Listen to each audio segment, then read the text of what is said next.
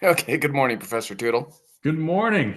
So are you out of school yet, or are you still grading? I am out of school. My grades are turned in and I'm working on next semester already. Yeah, I saw that. I saw you post an outline, and I only quickly skimmed it. I actually thought about auditing your class from afar, like reading some of your materials just to see if I think these kids are smarter than me. Do you think that's a good idea, or should I fill I my think you space with other I time?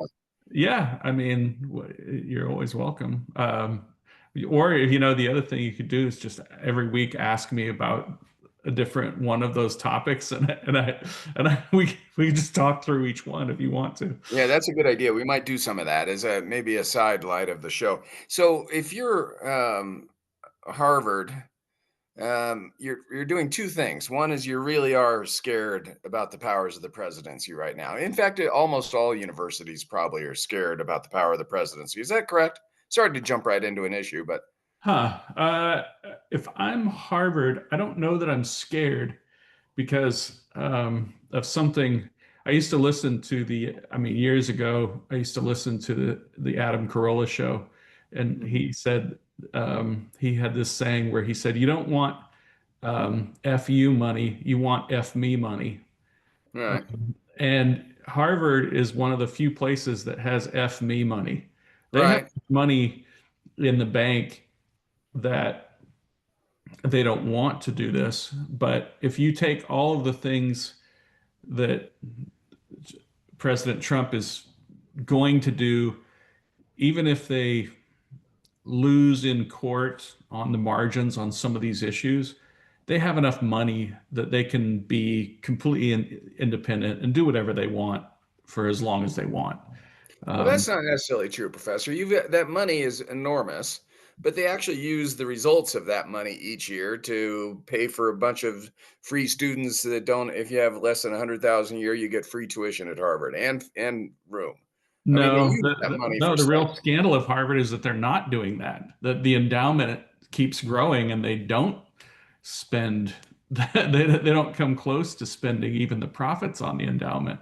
I mean, it's a There's so massive. much money. It's kind of like Musk's money. You just can't spend it all, huh? Yeah. I'm sure Jake could look it up, our researcher, but it's blow your hair back giant.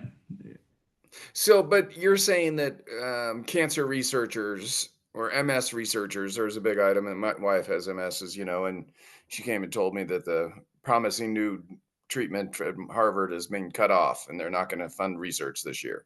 Well, there's got to be real research professors that their programs aren't going to be funded. Why in the interim, why they figure out what's going on in the courts, right? Or you're saying Yeah, this is no big deal at all? yes, but Harvard doesn't have to do that. Um, yeah, Harvard's endowment, according to our researcher, is $53.2 billion dollars. Right. Well, so that adds okay, a couple $1 million a year and more than that in interest. I got it. But they use that money for something, though. It doesn't just, well, maybe it grows, but they use a ton of it to do stuff, right? Yeah, they do use some of the profits, but not enough. They haven't needed to charge tuition in years, for instance. I mean, Huh. um, but you're right. But I also don't think they're going to lose in court.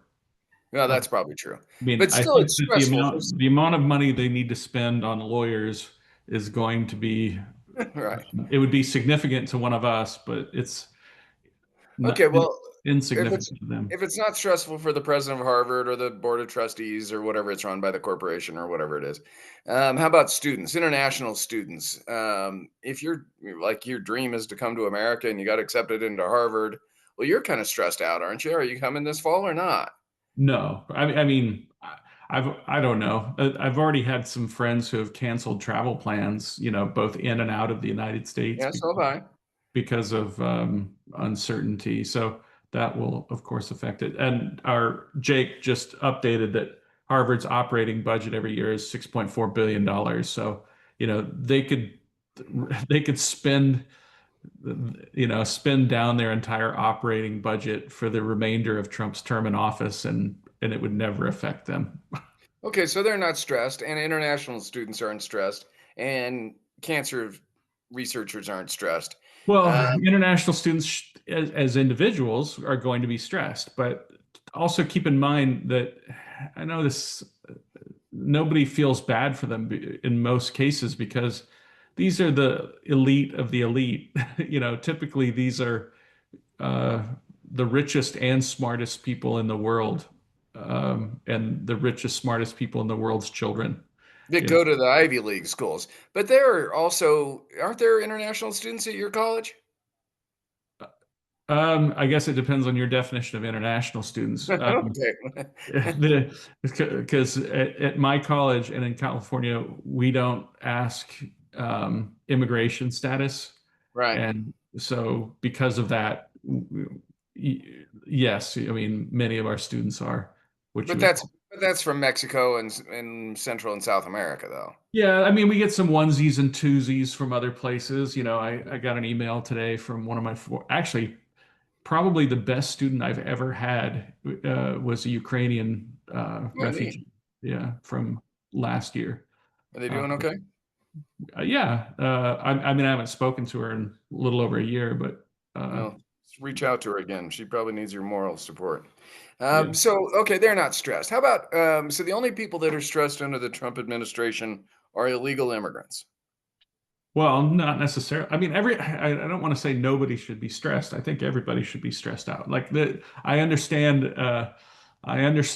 the stress levels for everybody that this is, Listen, that's what I kind of want to explore is wait, why should everybody be stressed? I drive around town a lot and I don't think people are stressed. They're going to work, they're buying stuff, they're I don't dropping their kids off to some sporting thing. I mean, why should an individual American why should everybody be stressed? I'm not sure I agree well, with that premise. it's hard to uh, it's hard to feel sorry for elites, Right? because in many cases they've had every possible advantage in life. Um, And for the same reason, it's hard to feel sympathy for, like, the free speech rights of Nazis, or it's hard to feel a lot of sympathy for the travel privileges and educational privileges of elites. But we should all be a little bit concerned that the president of the United States does not care what's legal and what's illegal. Okay, now that's really intriguing. Will you kind of hold? Well, gosh, that's a whole train of thought. I'm not sure how to go down it yet. Go ahead for now. Wait, I just mean that one of the things I would feel concerned about is that when we talk about the good things that Donald Trump has done, one of the good things that he did during his first administration was he sort of made this deal with the conservative wing of the Republican Party that he was going to appoint conservative jurists. And Mhm. that meant a healthy dose of jurists from places like the Federalist Society, who already had vetted lists of the most elite uh, lawyers, conservative lawyers, and judges in the United States. And because he wasn't paying attention to it, Mitch McConnell was just appointing judges right and left, and filling the ranks of America's legal system with um, conservatives.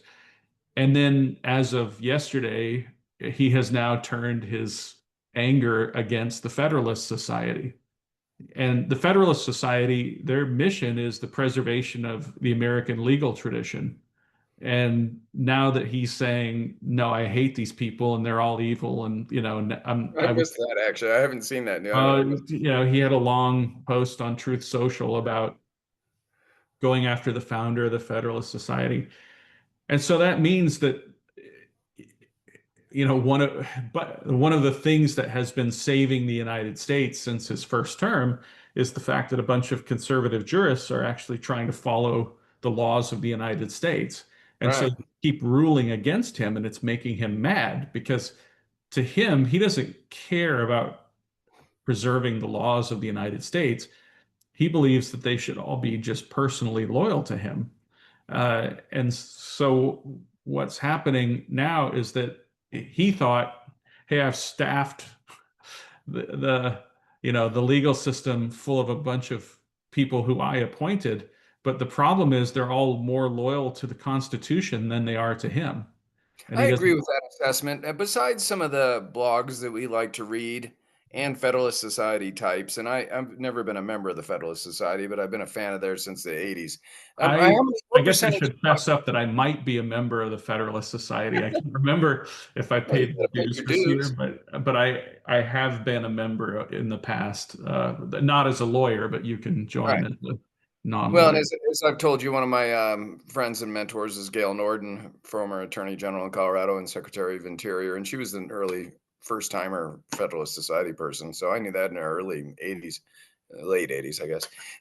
So always been a fan of that. But what percentage of the population cares about this part of the conversation? A tenth of a percent. Okay, I was going to guess something like that too. But it's probably one of the most important aspects of our entire republic, isn't it? The Yeah, what I the mean, role of the courts are versus the legislature and how much power the executive can have, how well, much to put it broadly, it's the most important thing right. because it is the preservation. Again, we've talked about this over the in past shows, but if the United States of America is an ideological nation state, that means the only thing that's holding us together are our ideas about how government should be implemented. And the thing that keeps that going is people actually following the law. I mean, that's what the Civil War was about. That and our national purpose is the preservation of that system of laws. So the fact that there are people in the United States who are actually loyal to those ideas and not being swayed by um, you know, power or money or influence or prestige, but instead are dedicated to perpetuating the ideals of the United States. That is the only thing that keeps the United States going. So there's tens of thousands of lawyers and elected officials and previous elected officials and philosophers and college professors and businessmen, tens of thousands, maybe hundreds of thousands across America that are would agree with this assessment that you're making. And go, yeah, I think that's really important. But when you add all those hundreds of thousands up, it's still 0.1% of the population. Is that enough to save America? As I've talked about, a lot of our friends, my liberal friends, are just, every single Truth Social that Trump mentions is the end of the earth, and they're just at a tizzy. And I kind of get that. And I read it and go, yeah, that's a stupid statement. And oh my God, he's doing that. Oh God, that has to be a distraction, or he is truly nuts. I mean, that he's just, I think I try to follow the news, and I see all that. But I also think much of it is a distraction or not as significant as other things we should be paying attention to, well, like our deficit and debt, and like our like what rules are constitutional or not. What executive orders are constitutional. Not whether we like the rule or not. It's whether it's Mhm. constitutional. Whether the president has the authority to. But do you know the game Jenga?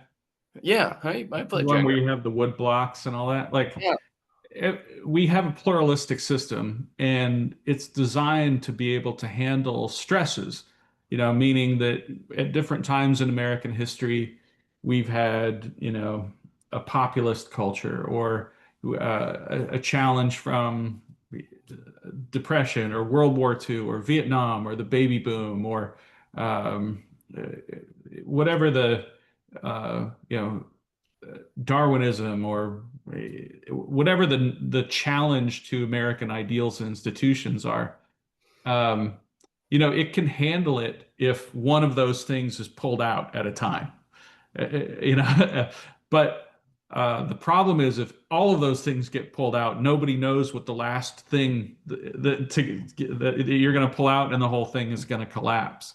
So, in a way, it's similar to what we would call a necessary but not sufficient condition, in that it is necessary that we have a certain we don't know what this is, but a certain number of people registering their support through um, a certain number of institutions for continuing the American system of government.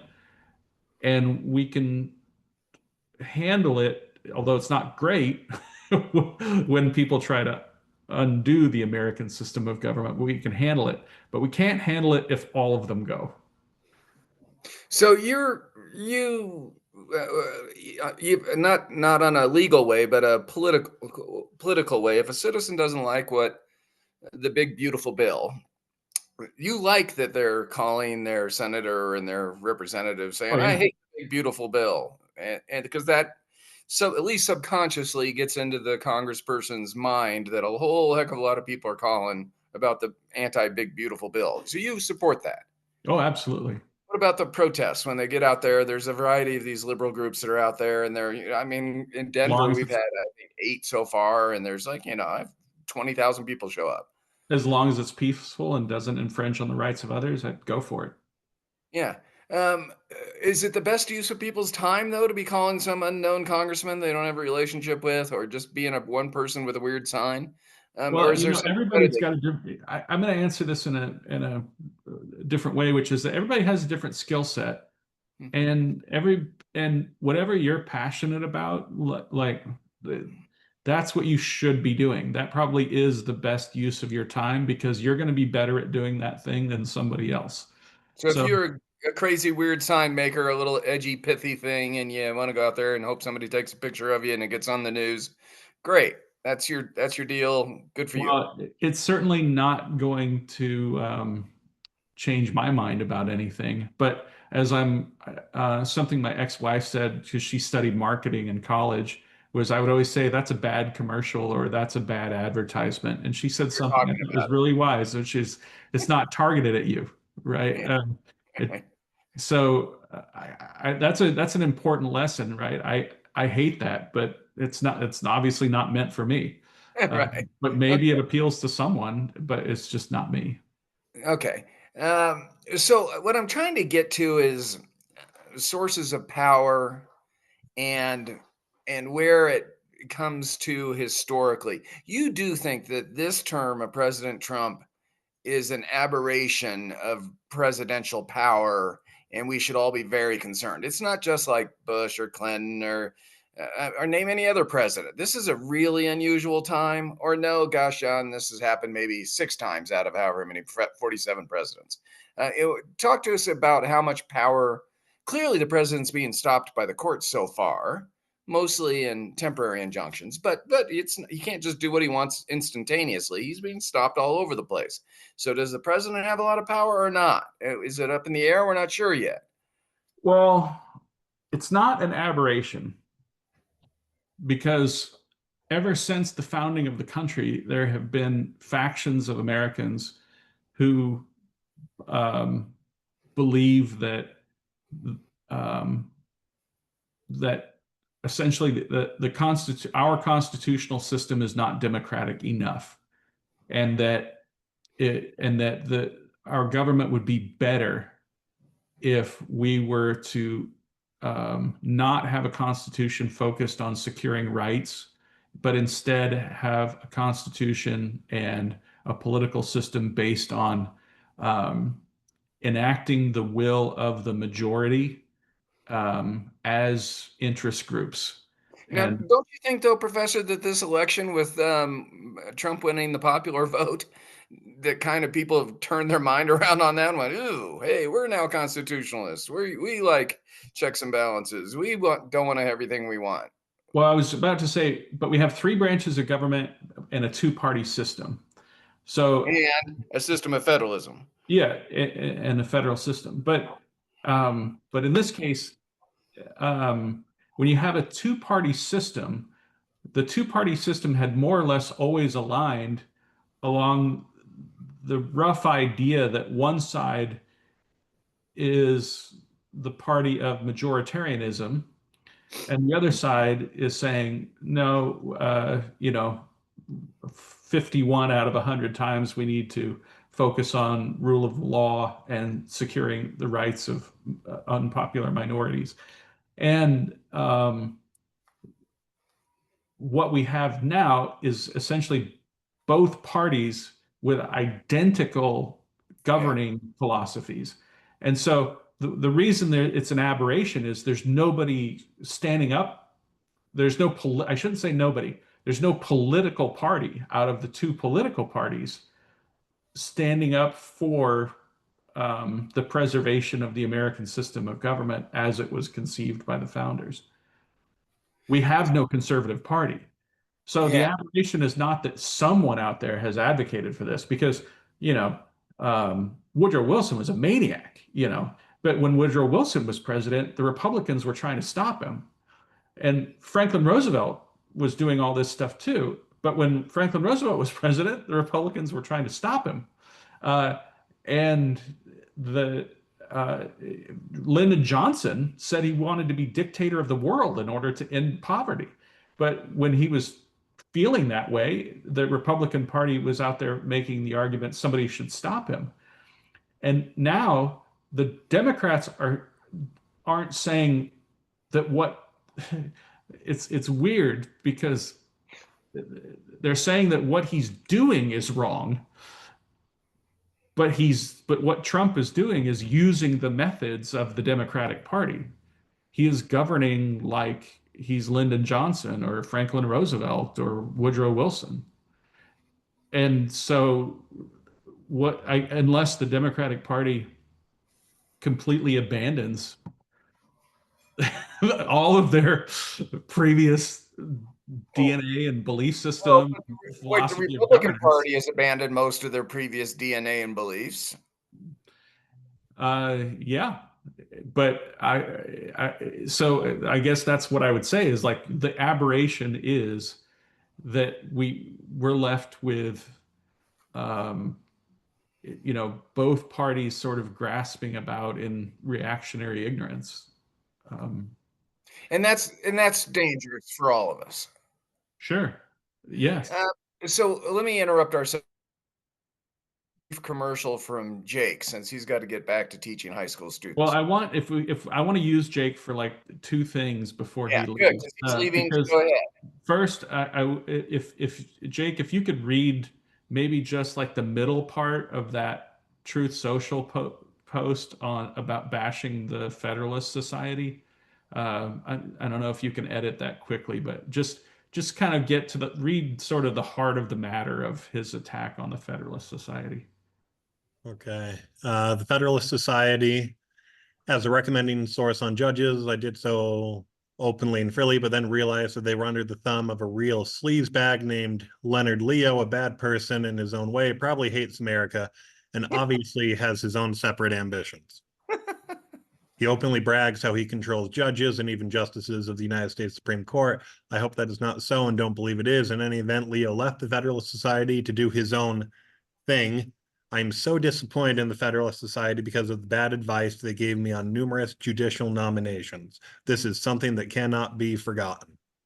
So while we talk about that, the next thing I want you to look up is the famous quotation of Daniel Patrick Moynihan about, um, and it's actually the last thing in his memoirs. I'm trying to think of what you would. Um, And he's only got 3 minutes, so let's see how yeah, he's fast. only got 3 minutes. I'm trying to think of what the search term should be. It's the very last thing he wrote before he died, but it's about the two parties uh, and I think he said like after a lifetime of study, I have come to the conclusion of this. Gosh, that's terrible. I don't know, Jake. Am I giving you enough to He's working hard. almost? Um, it's If we had an editor, we'd edit this part I know out. we would cut this part out, but I want. Did you find it yet? No. That's too bad because it's exactly the point I want to make, which is that Daniel Patrick Moynihan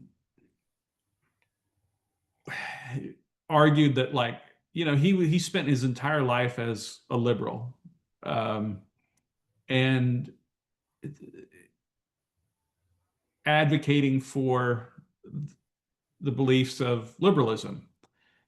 And he said the thing that he learned over time, um, was that you need both sides.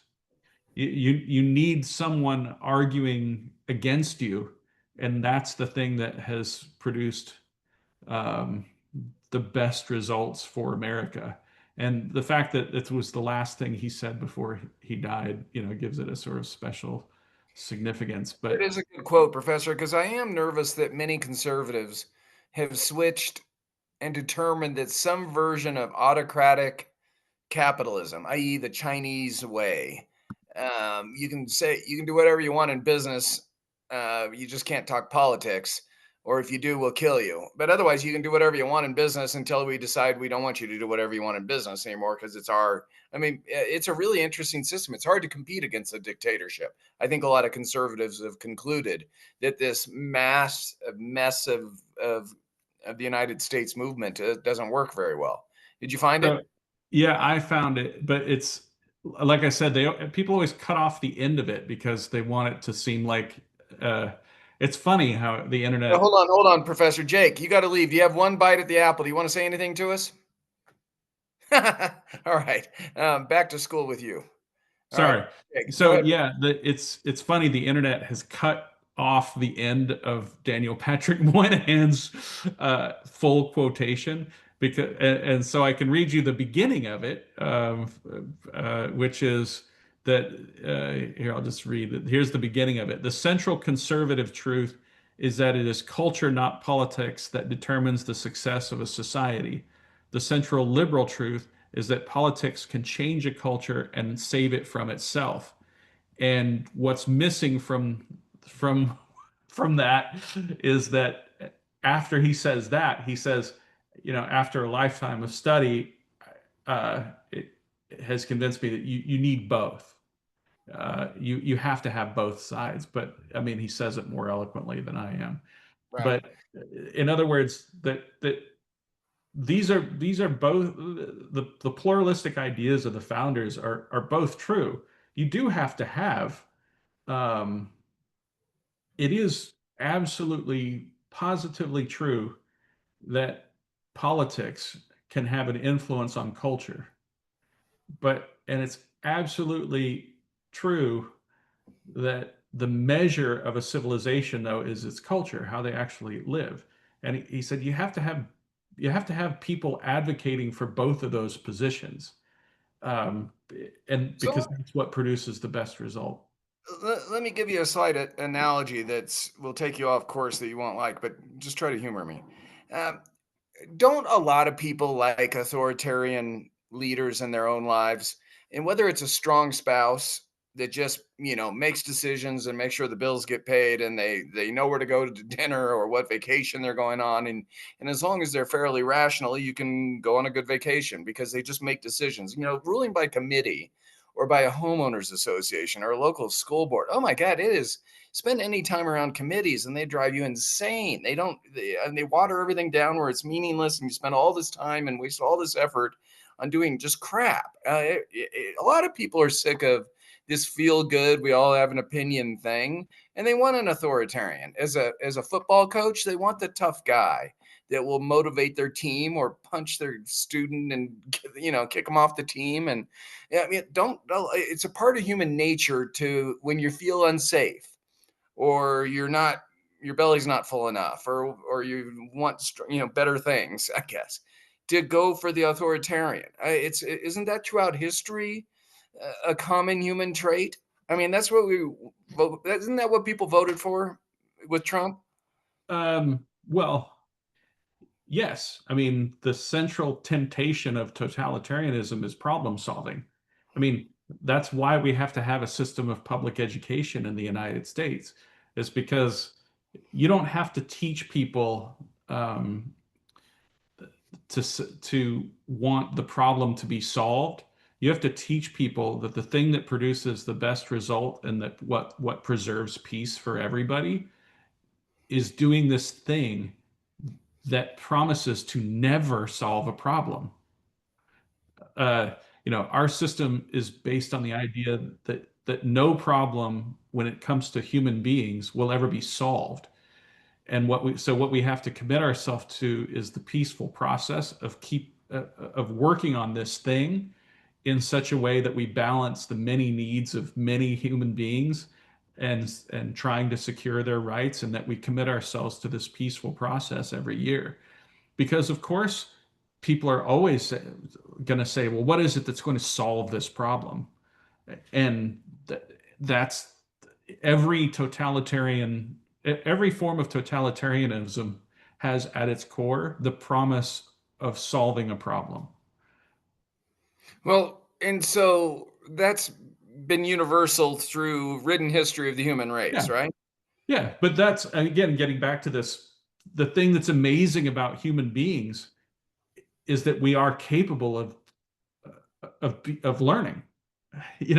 I think about it, like it's actually kind of amazing that peace has been and prosperity has been able to be spread throughout the world because of the recognition that human beings can be taught to uh, to think about their long-term best interests rather than giving in to their feelings and immediate desires. Because, and maybe this is a way of getting it back to your question about power, uh, which is like, I was thinking about this. What is power anyway? I mean, we could say that power is the ability to hold a gun to somebody's head and say, do this thing. But Benjamin Franklin pointed this out when he was talking to the British about the Stamp Act. And again, to sort of paraphrase what Ben Franklin's testimony was, but he was like, if you send an army to the colonies, what are they going to do?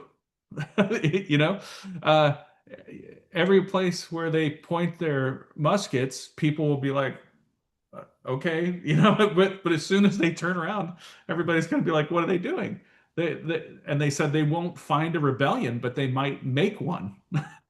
So, this army is going to land in Massachusetts. This British army is going to land in Massachusetts, and they won't have an army to fight. Yeah, unless you do a genocide, there's nothing to. Yeah, Yeah. exactly. So, you know, what is I mean, I was actually gonna start, if you ask me, what's power in history, I was gonna turn the question back at you and say, well, you need to tell me what your personal definition of power is. Because I, I mean, I guess I'll throw it back at you. What is your definition of power? When you were first thinking about this question of the history of political and other types of power, what did you have in mind? Well, so Professor, I'm a pretty simple guy, as you know, and so all I want to do is what I want to do, and I call that freedom. And so if I want to wake up in the morning and make more money, I better figure out how to work harder, or maybe I need to study some new thing, or maybe I'll need to, I don't, or maybe I don't want to work, maybe I don't want the money, maybe I want to go plant in the gardens, or I want to go on a trail run. And yes, I know there's some privilege to all that. Some people just need to eat, so they're going to do whatever damn job they can, or steal whatever they need to steal. I get it. But my goal is to maximize that freedom. And I gave lousy examples, but that freedom to do what you want to do with your own life. I don't want to be told what to do. I don't want you to say I have to be a lawyer. I didn't want to be a lawyer. Well, John, you have a law degree. I don't care. I didn't So want to be a lawyer. what's power in that The scenario? power is to say that it to not be able to prohibit me from doing what I want to be doing. And so I want as much power, autonomy. I want the freedom at the lowest level for as many people as rationally possible to have the power for themselves to do what they want and not be told Yeah. what. And so, and that's such an American answer. This is why you're such a good American, despite your mustache. That What is it, French or something or No, what? I don't know. I just felt like I felt like I needed to insult you, and that was I the know, but it first was thing like that came Mr. to mind. Pascal, I couldn't just call you Central a must. great American and leave it at that. I had to, soften it by All right, fair enough. so insulting you. Um, but now let me get back to complimenting you, or at least acknowledging what is so American about your answer. I don't know. You remember a couple weeks ago when we were talking about we finished our show with me reading the first question of the shorter Westminster Yeah. Catechism that said, like, the chief end of mankind is to live with God and enjoy Him forever. And that means that you have to have freedom of conscience in order to do that. So we define power as the ability to live according to our own conscience. And that is derived from the protection of religious liberties that were so important to the people who came here. Because if you conceive of power not as your ability to control someone else, but instead, your conception of power is, in fact, what we would call self-governance. Hmm. I must have the ability to control myself. What I want. I mean, think about this I mean, because people think they need to study Buddhism, and by all means, fine, study Buddhism. But you could also just study America and realize that in order to have autonomy, you must first have peace. Uh, Peace is a precondition of self-government. That in order for you to have the thing you want more than anything else, which is free, what we call freedom, right? Um, you say, today I want to take a jog, but what I or tomorrow I want to live, uh, you know, um, uh, live with God and enjoy Him forever. But uh, both of those things are about protecting your personal autonomy. Um, and our entire system of government is based on negotiating between your individual autonomy and the fact that we live in a society with other people. Hmm. So we're going to try and balance what you, but you have to give up a little bit of your personal autonomy in order to live among other people.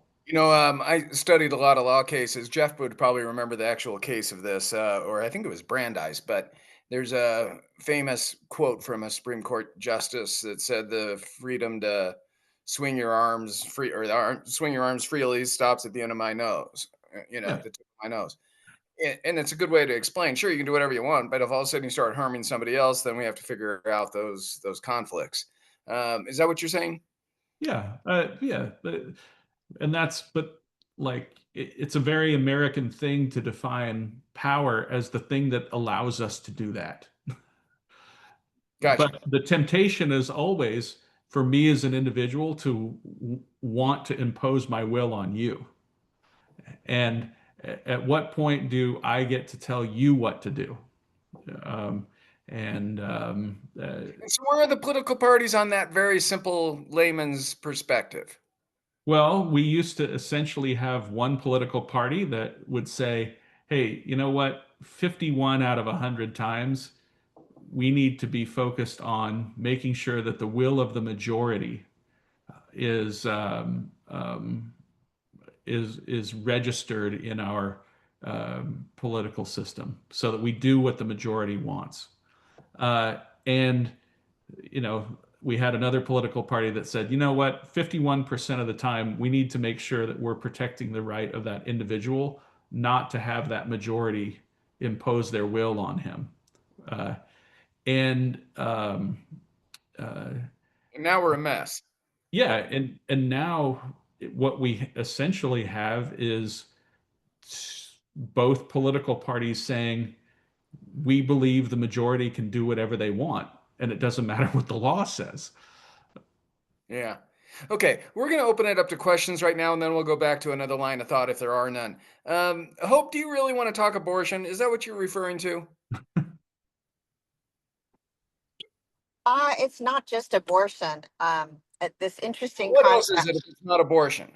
Yeah, and it's not our fault. It's just interesting because there was an article years back by a black man around our age who said that he thought he was an attorney. His kid went to like an Ivy League school, and he thought that his education and his status and his money would protect him and his children from racism. Right, right, right. So I wanted to say, hey, I feel ya. This was a New York Times article, though, so I didn't want to put my hat in the ring by any means because it's that's during the height of.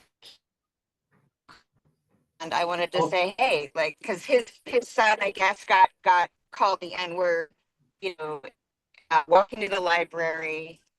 And I feel so bad about that, but guess what? There's no woman that I know who feels comfortable walking to the library at night either. And that's not our fault. It's just, I was just thinking, the issue of peace, right? You can't have freedom or power without peace. Now, what does peace mean? Does that mean that your belly's full? Is it peaceful to not have your belly full? Right? Is it peaceful to not be able to walk at night? And I'm going to shut up now. But in Singapore, apparently, um, a woman can walk at 3 o'clock in the morning free, but guess what? It's because if you attack that woman, you might be killed. Right? It's a different set of Without a laws. trial. Yeah.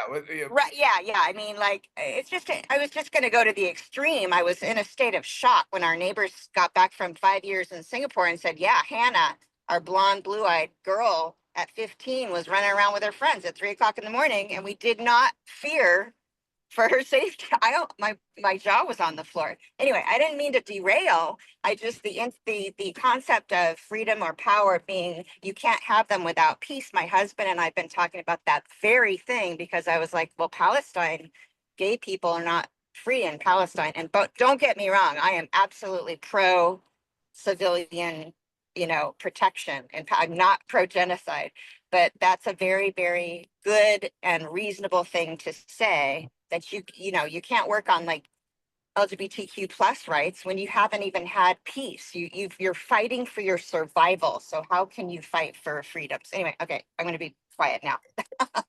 well, if Jake was still here, I'd have him pull up um, uh, Sherman's letter to the people of Atlanta right before he attacks Atlanta, because he says, like, we must have and we will have a just obedience to the laws, because that is the precondition for uh, what peace requires. But I would also say to take it out into a less controversial area to explore this principle, because I don't want to hurt feelings here. But I used to enjoy going to the library, and when I grew up, I would go to the public library. And now our public libraries are just overrun with homeless people, and it's unpleasant to go there. And it's also, when my kids were little, it was not great. It was not a great environment to take children into. Now, that being said, just because they smell bad and they were acting strangely, as long as they didn't break the law, they have every right to be in that library, just like I do. I mean, this is a public space, and they have the right to smell bad. So I I can find their behavior offensive or uncomfortable to me, and there's nothing in a free society that will ever protect your feelings. Um, and that will ever protect you from being offended. And I think that one of my favorite intellectuals, James Weldon Johnson, and we've talked about this in the past, also said that, you know, what you have to do is you have to guard your inner life against all the powers of hell to make sure that you don't hand the power of how you feel about yourself over to other people who don't have your best interests in mind. And but you're the one who's in charge of that. So you're the one who decides, um, you know, this person, and he was talking about racism in the South. And, you know, you know, obviously he was anti-lynching, anti-violence, anti-Klan. He was all of those things. He was the head of the NAACP after all. And, you know, lynching and civil rights were what he worked on every day. But he was always careful to say that what Black people, but all Americans, what they needed to preserve was their own sense of autonomy, so that they weren't defined by what other people thought of them. And now, hopefully, you understand what I mean by that when I'm saying, okay, now apply those lessons to you know, somebody who might feel uncomfortable somewhere. You know, and you actually don't have the right to not live in a world with racists, because racists have the right to be racist. They just don't have the right to actually do things to actually harm you. But they have the right to their own flawed, incorrect, and evil opinions. Think and Yeah, say what you they know what? want. I don't think I made myself clear. I think because I was trying to rush, this son of this gentleman's did not feel safe. He felt like if he didn't walk much more quickly back to his dorm, he was going to be attacked because they slowed down. They looked like they were going to park and actually harm him. So I didn't Right. mean to just. What I mean is that's a feeling. You can't legislate feelings. There's no law that you could pass that would ever address Right, human but you, well, feelings. okay, when I was trying to, again, with the Singapore thing, you can pass a bunch of laws that are really scary to Americans, including myself, that'll make it much less likely that you're messed with. You know what I mean? I was just trying to go to the extreme You of can have a Singapore police state. Yeah, you because, can have a police state to keep it safe. right. And I think that's what a lot of people are worried about right now, right? Is that that at least there are threats of a police state when we're being told that, you know, our Facebook posts are being monitored and a lot of people are like the media is being attacked, blah, blah, blah, blah, blah. Anyway, I see your point for sure. And I'm not asking Yeah. anybody to legislate. I believe in freedom of speech, obviously, unless you're threatening somebody, you know, with your words. So anyway. But I mean, but just to give you, as somebody who is a conservative in academics, right? My social media posts were being monitored and for job screening purposes, you know. Yeah, and I don't mind monitoring as long as I don't be that I'm not called a traitor just because I'm disagreeing with policies, right? So that's all. Well, And I I think wouldn't mind somebody most calling me a Americans would traitor agree if with I was that. still So. able to get a job. You know, as long as it didn't affect my ability to work, like somebody on Twitter calling me a traitor wouldn't, you know, wouldn't Okay, affect me okay, one way again, or the other. but I wouldn't be if obviously, okay, I'm for freedom of speech. If I'm called a traitor, again, that's not scary, especially under different administrations, right? When people are being disappeared, it's just, you know, it's a little scary. I obviously believe in freedom of speech, sticks and stones and all that stuff, but I changed the way I was publishing on Facebook for sure for a little while because I didn't want to be stopped at the airport when I'm overseas and have my phone taken away from me and be detained with an 89-year-old mother-in-law in tow, Yeah. blah, blah, blah. You know, so So I don't know. Anyway, maybe open. I don't want to change the conversation. Well, Hope and Professor, I actually like this part of the conversation. Let me ask the question in a different way. And because you both are friends, and you're both kind of extreme, not extreme. You have opinions on the opposite side of each other. Um, Well, I don't know that I do, but maybe. I don't know either. I don't know Well, either. I think you do. Let me articulate it. Hope, you represent 10 to 20% of my friends that are truly petrified over the administration, the current president. I mean, No longer petrified, by the way. That was a moment in time. That was a oh, moment in you're time. not petrified? You don't think he is the death of the American system? No, I think he's dangerous, and he's causing a lot of breaks in the dam of democracy with his attacks. But I do believe in the courts, as you know. That's why I'm writing every single court member who I think is doing the right thing and thanking them. So I you're do thinking believe the system is stronger than you thought a couple of months ago, absolutely. and therefore you're no longer petrified. You're concerned, or you're thinking the courts are going to stop his worst abuses, and then there'll be a new election and everything will be fine again. Most likely, yes. Okay. Well, all right. Well, I'll take it back. Professor, you generally think that we should all be aware of excesses of the administration, but it seems like you have no fear.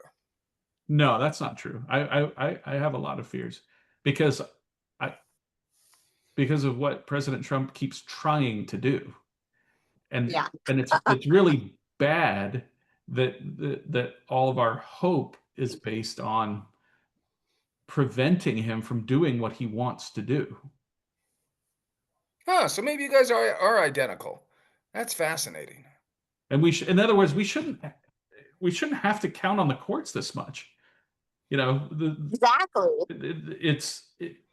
it's good that one branch of our government is functioning, but that doesn't make it great that the other two aren't. Well, and I would argue that the media is another branch which is being heavily attacked. So, Well, you know, but for the most part, the media is the media strong or is the media weak? When they keep settling cases and giving the president money, does that make them stronger or weaker?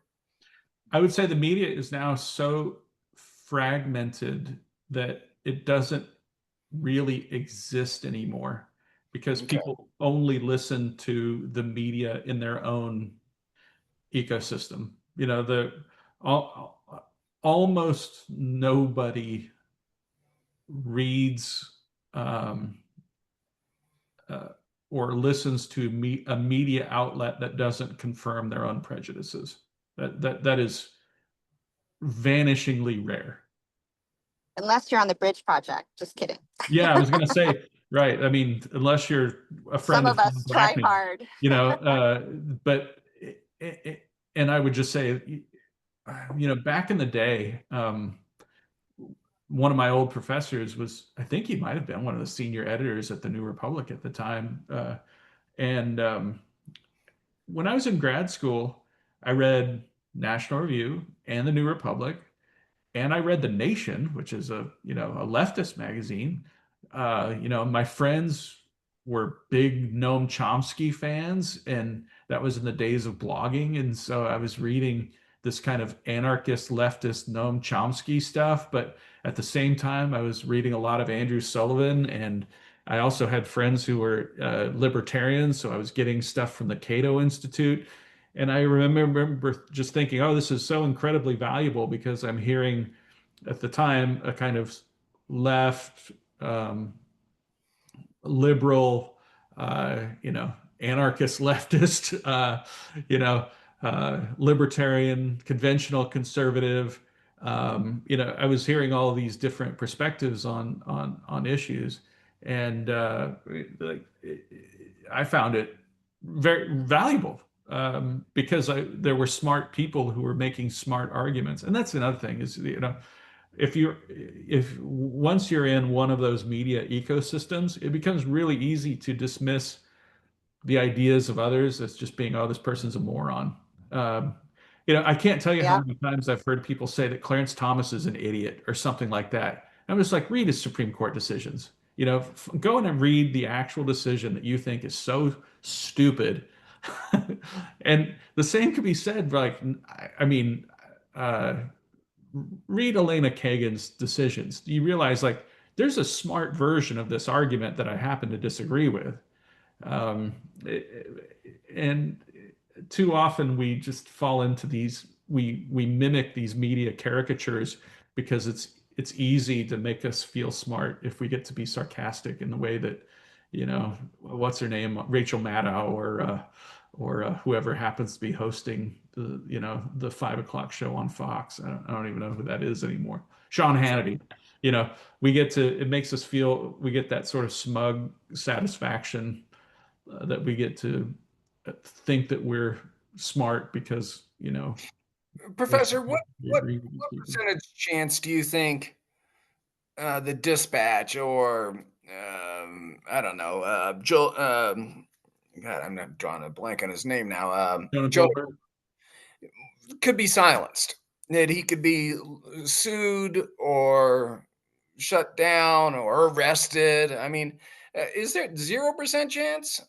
It's not zero because liberals did go after National Review a few years ago, and they tried to sue them out of existence. So, but again, wasn't a big story on the left. You know, there weren't people out there. You know, I didn't hear a lot of you know.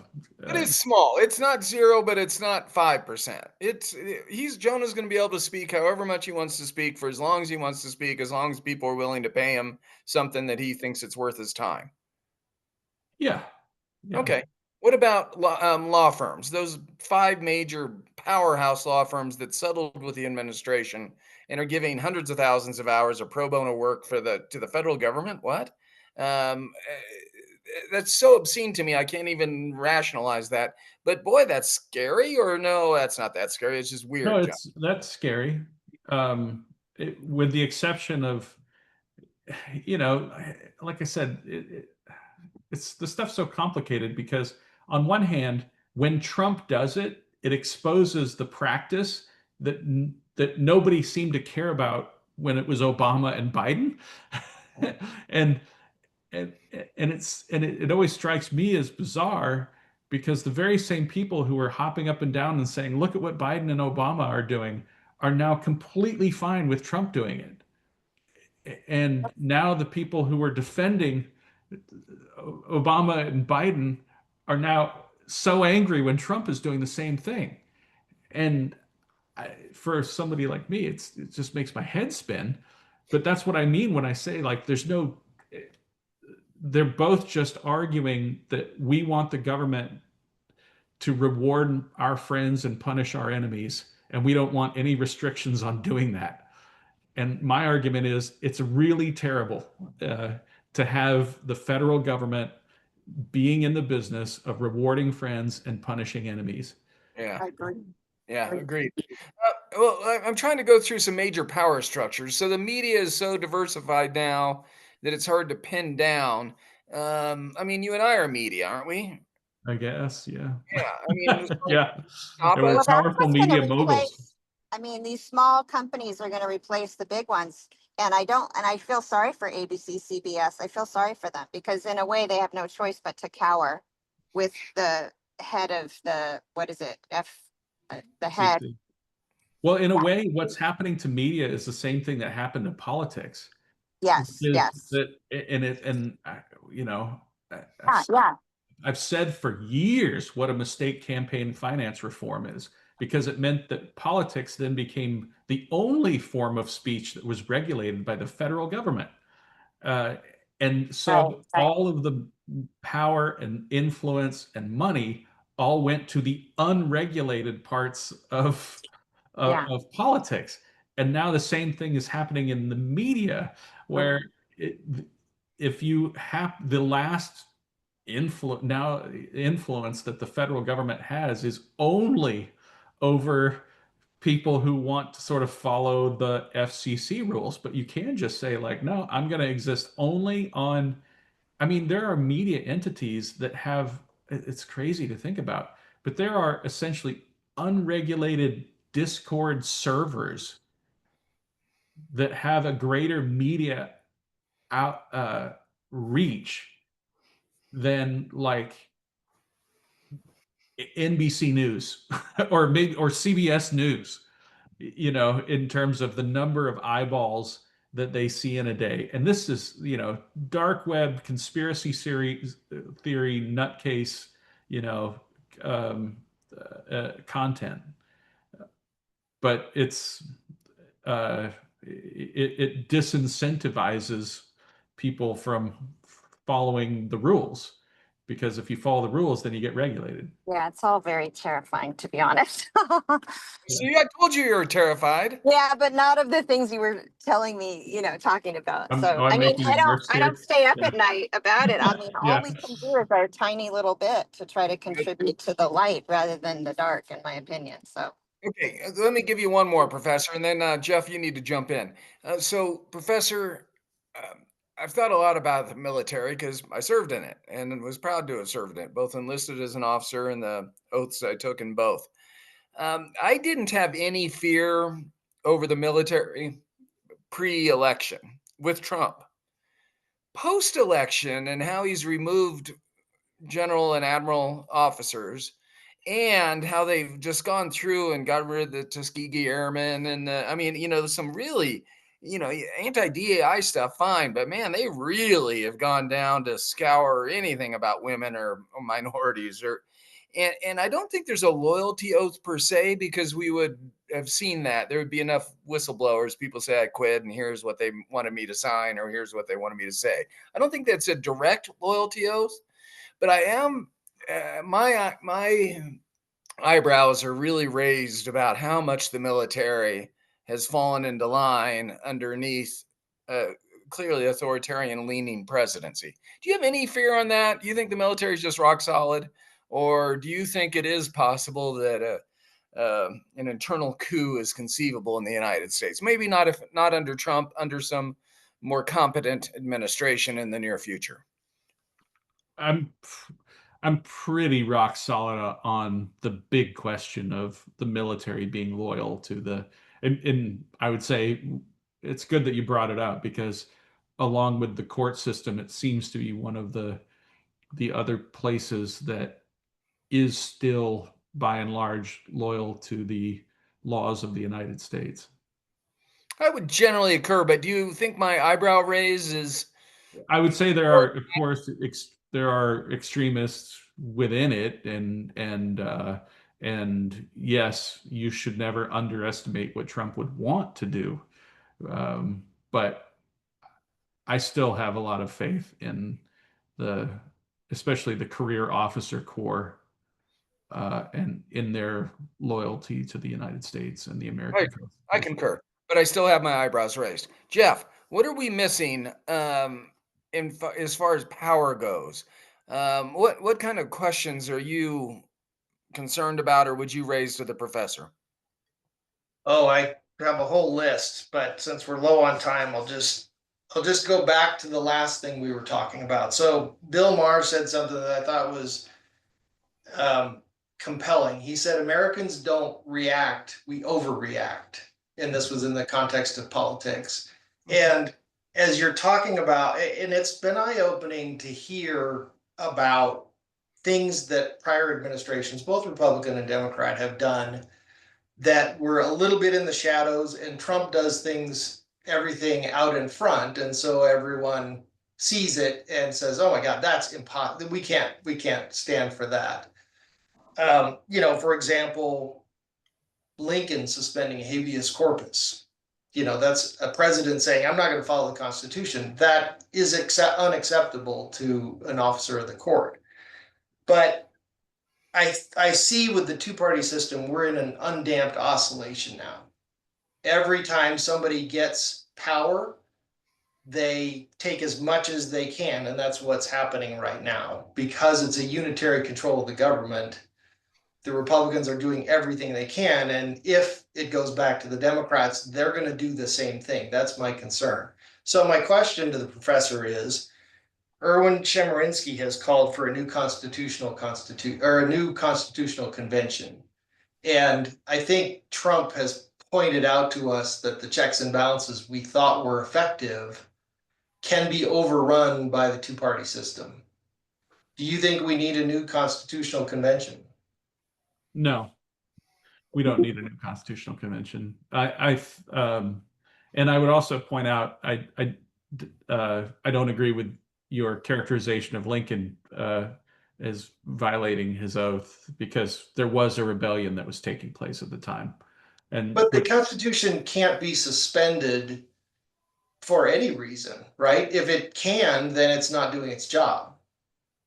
The Constitution cannot be suspended, but when the Constitution spells out that the times when the executive can suspend the writ of habeas corpus, or the writ of habeas corpus can be suspended, is during a rebellion or an insurrection.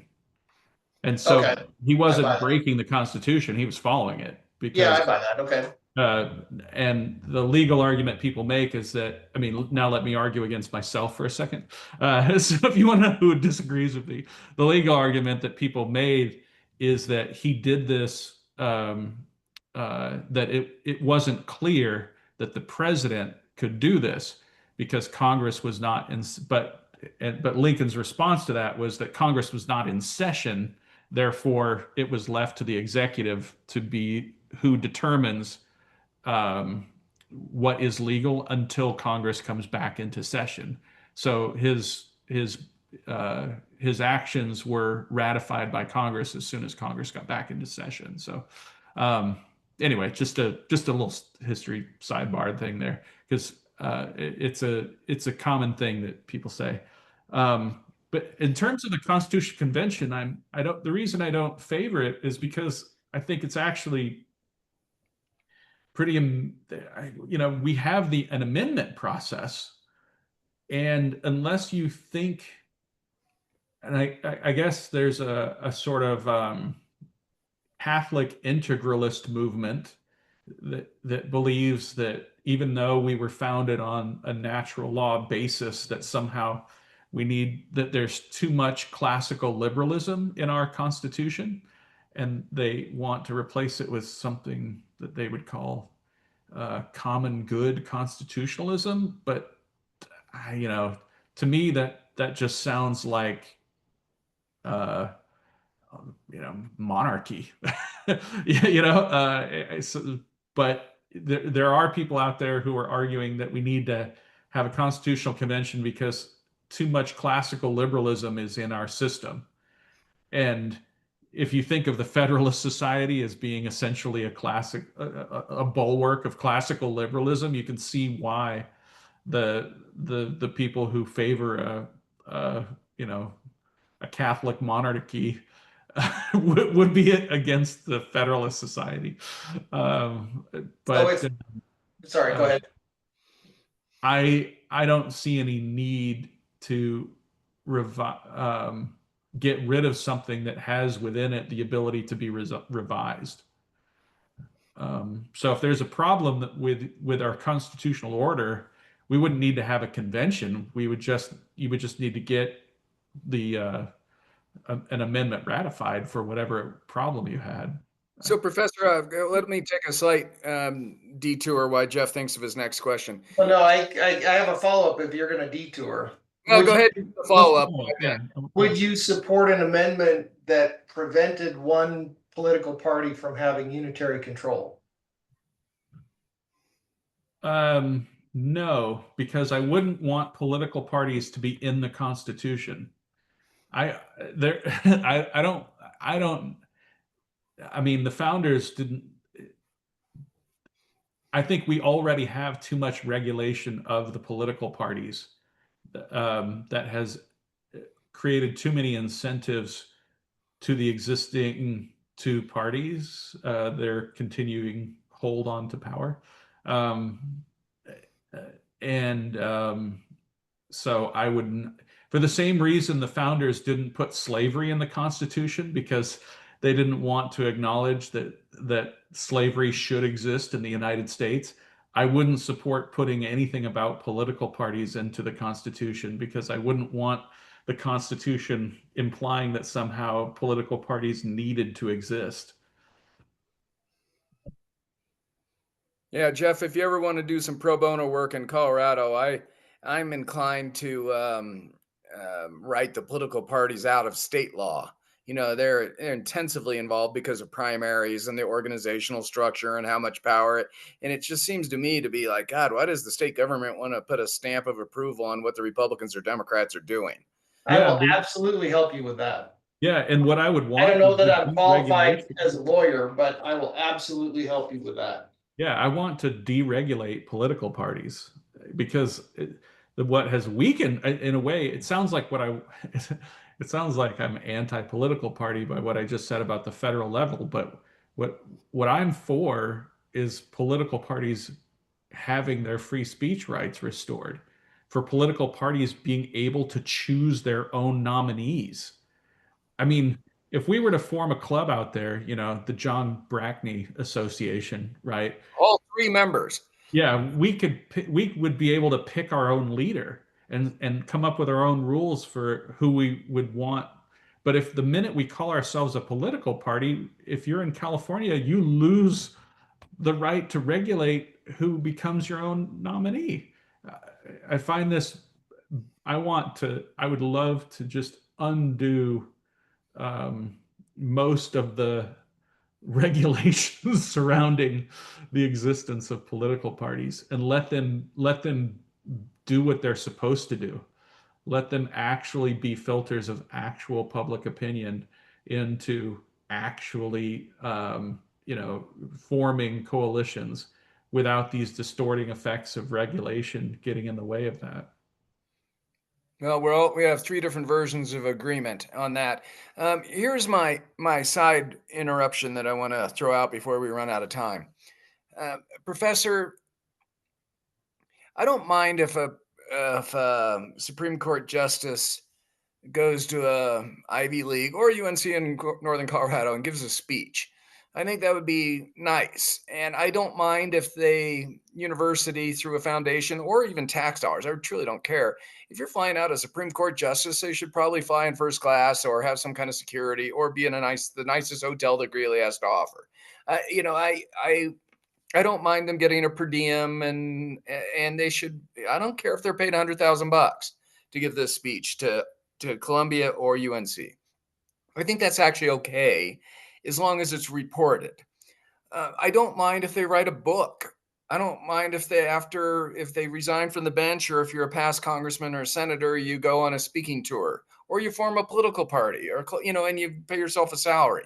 I mean, there's all sorts of stuff that I don't mind, that I don't think is corrupt. I think it is. It just is. People want to write books. People want to give speeches. People want to have a job after their political career. But at a certain point, I'm predicting, I haven't written about this yet, but I'm predicting that historians will write about this time as the most grifted, incestuous, corrupting confluence of power and money that we've ever seen. And there will be constitutional amendments prohibiting all sorts of activity of current office holders, executive, judicial, and legislative. Do you think I'm over the top? And no, this is just, as Jeff pointed out, this is just out in the obvious. Of course, you can form a cryptocurrency and invite people to invest tons of money in it, and then you get a seat at the White House at a private dinner, and no, we're not telling you who showed up and who's giving money to who. What?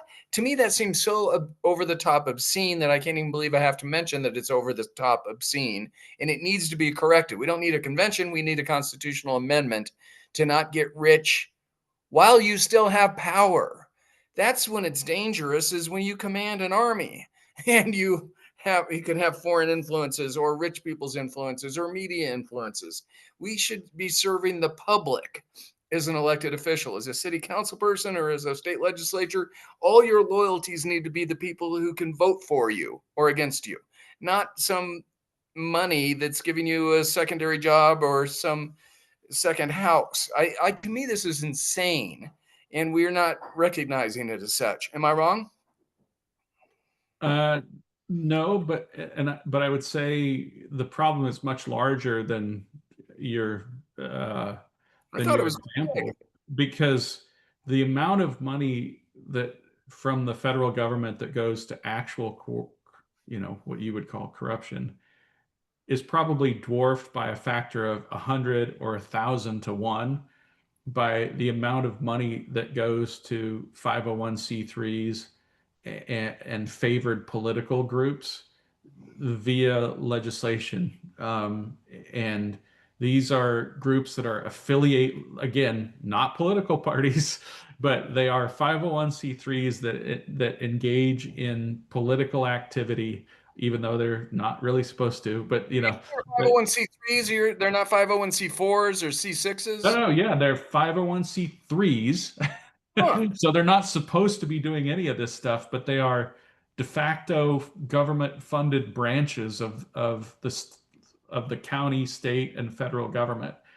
So if you look at the amount of money that the and I wish Jake was here with his fast typing fingers, but the amount of money that goes from at all levels of government, right? Not just the federal government, but federal, state, county, local, right, government that goes to 501c3s that are supposed to be nonpartisan, but that's it's all a big giant lie.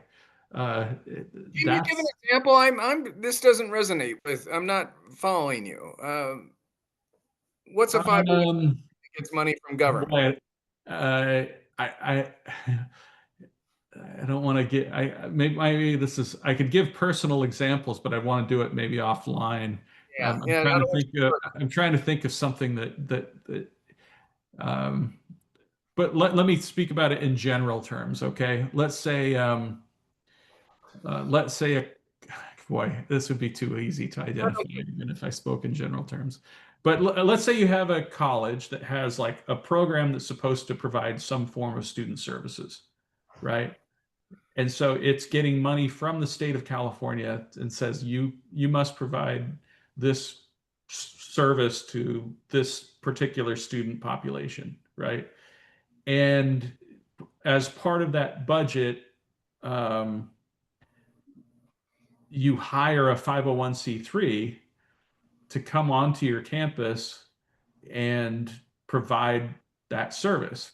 In addition, that group now has a line item where they could um, uh, bring in information in the form of a speaker coming in or pamphlets being handed out, but they're all with a very particular political message, and all of it's being paid for by California taxpayers. And some of that money that's going into that pot is also coming from the federal government.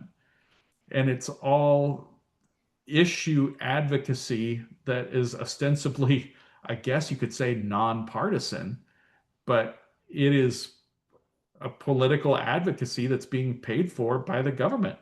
And, you could take, And are you you know, talking about cultural issues like LGBTQ stuff? And I don't want to but pin it you down. doesn't have to be. It could also be who gets the contract to manage the logging in the Sierra, who gets the contract to handle waste management, who gets the contract to build housing. I mean, Huh. if you were to look at just the budget of the local housing uh, nonprofit, and by the way, there's not just one, there are 100 of these. Just in my county, there are 100 of them, right? And the biggest one has been written into federal legislation since the mid 1960s. Interesting. Okay, so are you surprised that I'm totally unaware of what you're talking about? I'm no, because most people are completely unaware of what we're talking about. You know Like, what you're talking about? but you have to be kind of involved in state and local government, and you have to take a step back and say, oh my gosh, do you realize that most of this work is being we're farming it out to the political friends of the party that happens to be in power? Interesting. Um, Truly, I don't know if we have Is that a different Is that a different thing though? You're talking about the expenditure of public funds for advocacy. And some of what John was talking about was the private funds used to influence, which is Yeah, but what the my point, definition of corruption is. my point is that the amount of public funds dwarfs the number of private. Professor, is there any chance that that is a uniquely California thing? I mean, yeah, as far as a local No, expert of farming course not. goes, I I don't know if any of promise that. you that if you go to Denver and you Well, will find, you're not that far from Denver. Look up who's in charge of, low income housing in Denver. Look up who's in charge of women's health initiatives. Look up who's in charge of, let's say, when two parents, I don't know what they call it, but like when two parents get supervised visitation for parents who get divorced, right? Look up who's in charge of, um, overseeing, forest thinning or waste management. And I promise you, or go to your nearest, um, you know, public college and find out and just ask them for a list of, say, like, you know, I want to see what your involvement with 501c3s is for 1 year, you know, and what you're going to find is that it's tens of millions of dollars in every one of these instances. I'm trying to, going back 20 years when I was a commissioner, I think we had a grant budget of $1 million that we gave to, I don't know, 67 different agencies that raised crossed the gamut. So out of a 330 million budget, gave $1 million to private sector stuff. And did they have a slant over mental health issues? Did they hire lobbyists or present to the commissioners and legislators their ideas about mental health, or CASA, court appointed special advocate? I mean, all that stuff.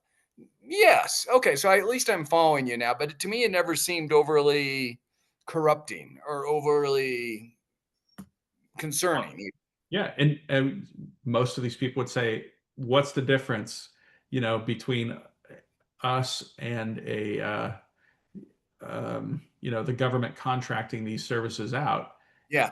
Oh, It's just that one of these is claiming to be a nonprofit, and one yeah. of them is claiming to be nonpartisan, but in many cases they aren't. Uh, Okay. You've given me an aha moment that I need to reflect on. So that's very appreciative.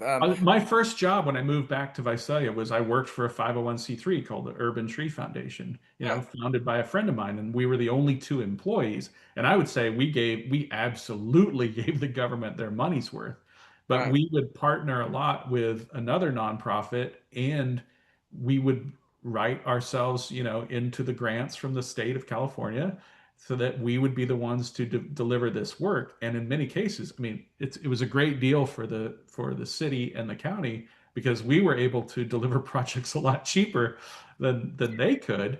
Um, and it wasn't like we had an army of lobbyists behind us either. So in some ways, it was something that allowed the government to do things for pennies on the dollar. So I don't mean that to say that every 501c3 is Sure.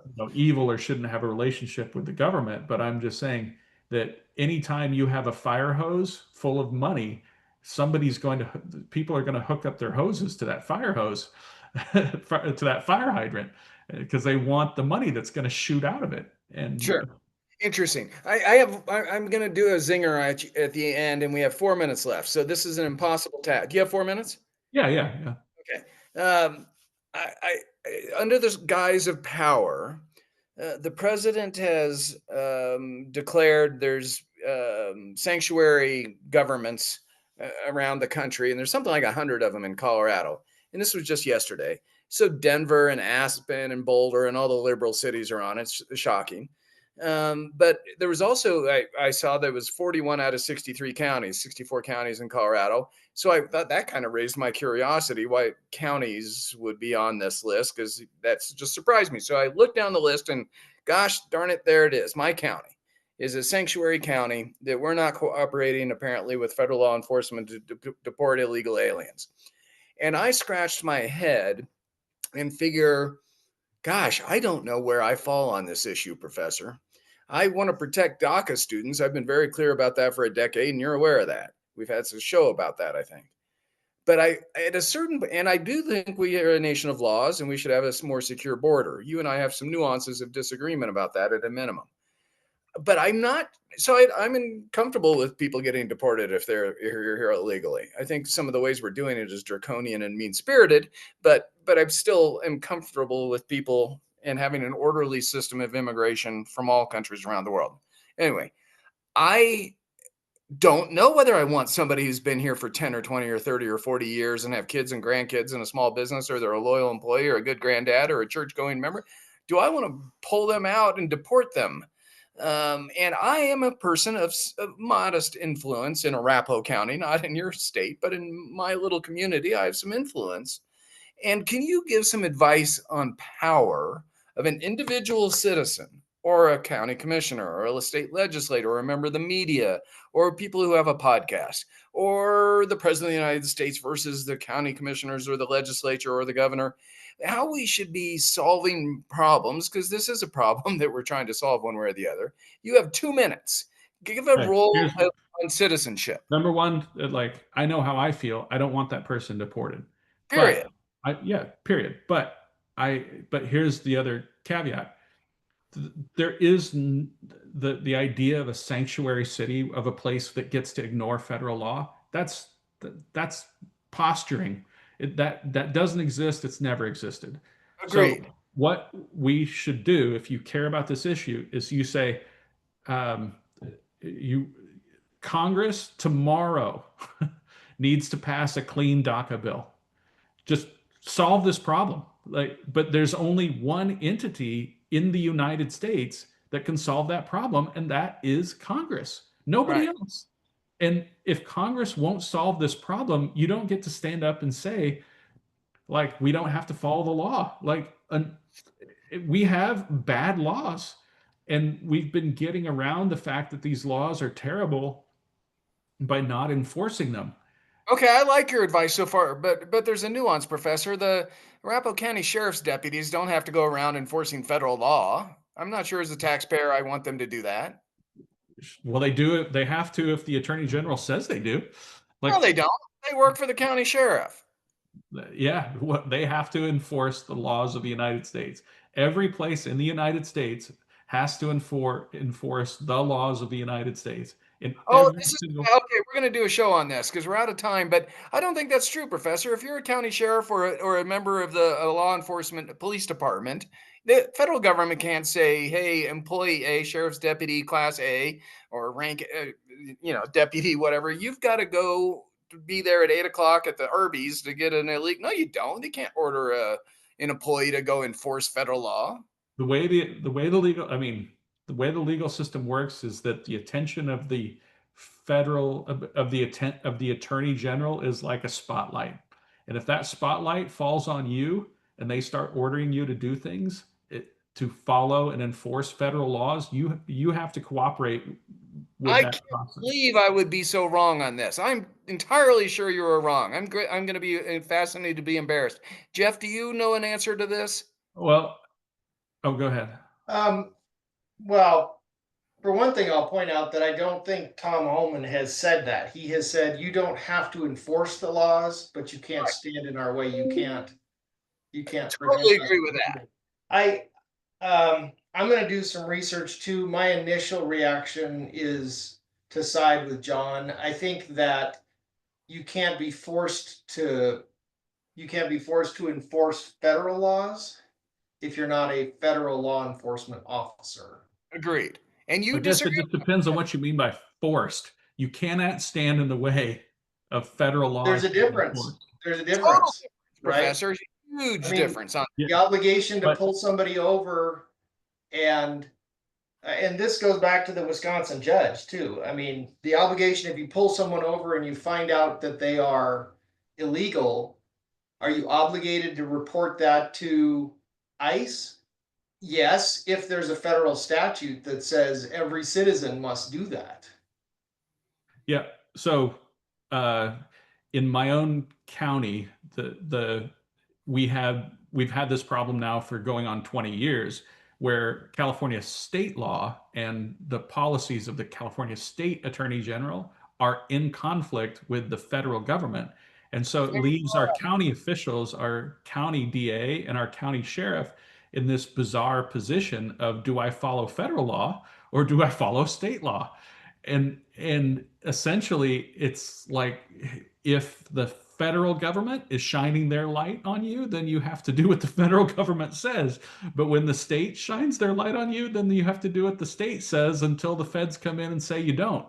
But that doesn't stop states from passing laws, or having state attorney generals give instructions that, trust me, if the federal government wanted to push this issue, they would win in court. I think there's a difference there. What you're just described is the supremacy clause, and I agree if the two laws are in conflict, and there's lots of case law about that. But the question that was presented was, in the absence of a state law or a local ordinance, is a county sheriff obligated to enforce RICO? No, because they have discretion about how to allocate resources. Yes. But for instance,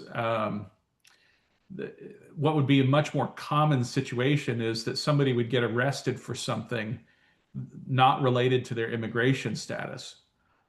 And then what is the obligation to report that person to federal immigration authorities, somebody who is already being detained for something else? Yeah, see, I think they lack jurisdiction. Just like a county sheriff can enforce laws, can enforce county ordinances in another county, I don't know that a county sheriff can enforce federal law in the absence of a federal law obligating him to do that.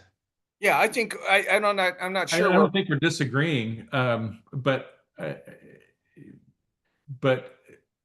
where the federal government points its supremacy, it will have broad powers, and you will see these kinds of sanctuary statements will have no legal standing to claim supremacy over federal immigration law. Yeah, I agree with that. I agree. They cannot claim. Yeah. That's true, Professor. But the question is currently the federal government doesn't have the manpower to get rid of what they think is a mandate to expel the largest deportation in American history. They don't have the manpower for it, so they want to deputize. Yeah, in fact, think about this. Obama was so much more effective at deporting people because he was following the law. Right, And he right. wasn't getting challenged on all these laws. So Obama was deporting all these people. Yeah. Right. Right. Well, but to finish my point, though, is that he wants to deputize sheriff's deputies and police departments all over the country.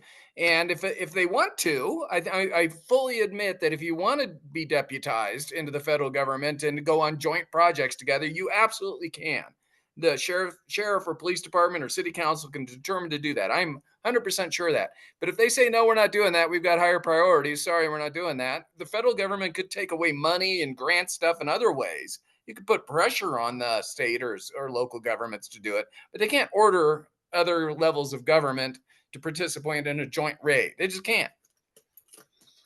Yeah, I don't think there's anything that's kind of the modern equivalent of the Fugitive Slave Act, because the Fugitive Slave Act actually meant, and this is why one of the reasons why it was so offensive to Northerners, was that there were actual criminal and financial penalties associated if you refused to be deputized. Yeah. So great and helpful. Thank you. So there's nothing like that in terms of current immigration laws that I know of. But I would also point out that almost all, I mean, one of the craziest things you should Google later is look at where the border exclusion zone is for the United States. And then look at a population map of the United States.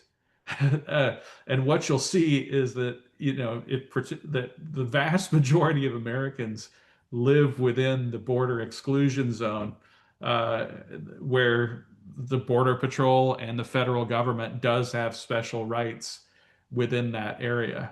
To pull me over and look at my papers? They can do a lot of things because it's the federal government and you live within the border exclusion zone.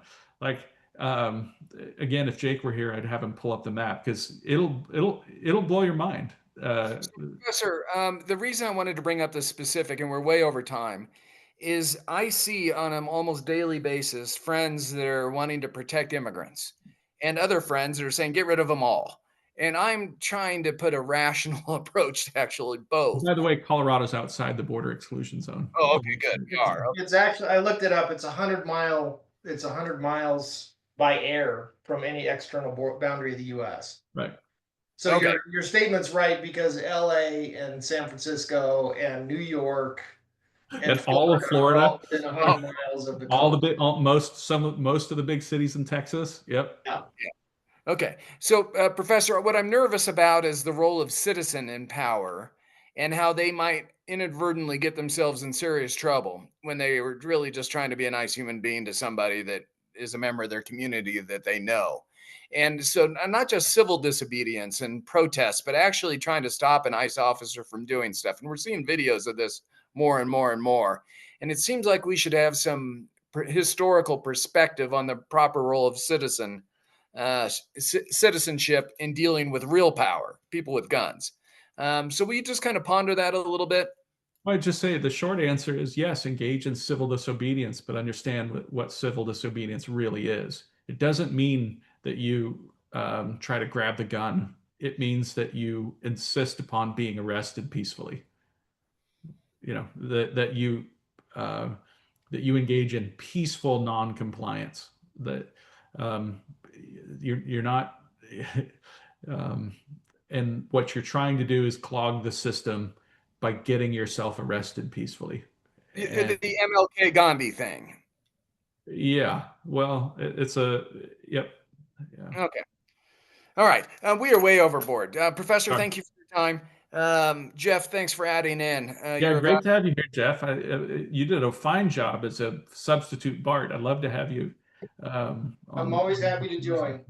agreed. It's nice to have a buddy that's an attorney, although he moved to California. Okay, gentlemen, thank you. Have a great day, and really appreciate your time, Professor. Thank Yeah, you you. too. Take care.